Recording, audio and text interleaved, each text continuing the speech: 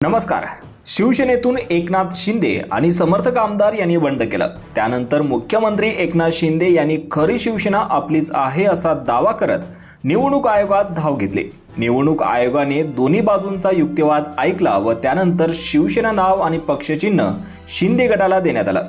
यानंतर देखील विधानसभा अध्यक्षांनी शिवसेना संदर्भात निवडणूक आयोगाच्या निकालाचा आधार घेत शिवसेना ही शिंदेचीच आहे यावर शिक्कामोर्तब केलं.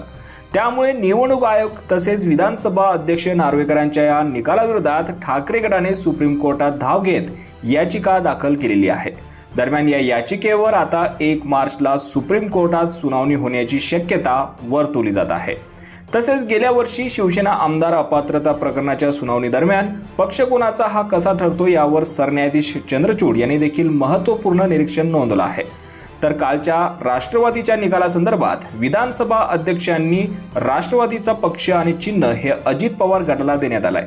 या सर्व घडामोडीवर बोलताना सुप्रीम कोर्टाचे वकील सिद्धार्थ शिंदे यांनी एका वृत्तवाहिनीशी बोलताना शिवसेना संदर्भात मोठं विधान केलं आहे. 1 वर्षापासून चालू आहे. प्लीडिंग्स कंप्लीट आहे. त्याची तारीख आहे 1 मार्च शिवसेनेसंबंधी.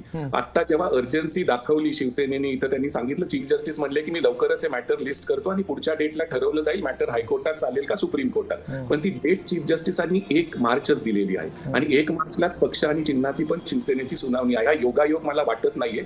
चीफ जस्टिसांची अशी मंशा दिसतीये की हे सुप्रीम कोर्टातच हायकोर्टातलं मॅटर पण ते ऐकलं जाईल आणि एकत्र क्लब केलं जाईल. आणि तसंच राष्ट्रवादीचं पण प्लॅन आहे की आणि तुम्हाला बघा लोकसभेपर्यंत नाही पण विधानसभेच्या आधी नक्कीच सुप्रीम कोर्टाचा निर्णय येऊ शकतो आणि सुप्रीम कोर्ट हे निर्णय उलटावू शकतं. त्याची जजमेंट, स्पीकरची जजमेंट आपल्याला वाटतं हे सॅक्रोसॅक्ट आहेत, पण त्याच्यात खूप लूपहोल्स आहेत आणि हे जेव्हा आर्ग्युमेंट्स एकत्र मॅटर टॅग केले जातील, विधानसभा अध्यक्षांचा निर्णय आणि ईसीचा निर्णय आणि मग त्यातले कांगोरे आणि ते बघितले जातील, सिनियर काउन्सिल जेव्हा आर्ग्यू करतील त्याच्यात आपल्याला समजेल. आणि एखाद्या वेळेस काय बऱ्यापैकी शक्यता आहे की मूळ लोकांकडेच हा पक्ष जाईल आणि मग तो विधानसभेच्या आधी होऊ शकतात. मग त्यावेळेस पॉलिटिकल इक्वेशन्स काय असतील ते आपल्याला बघावं लागेल. मग आताचे इक्वेशन्स चेंज पण होऊ शकतील, कुठला पक्ष कोणा दुसऱ्या बरोबर पण जाऊ शकतो. तर आता आपल्याला असं म्हणावं लागेल अभी भी पिक्चर बाकी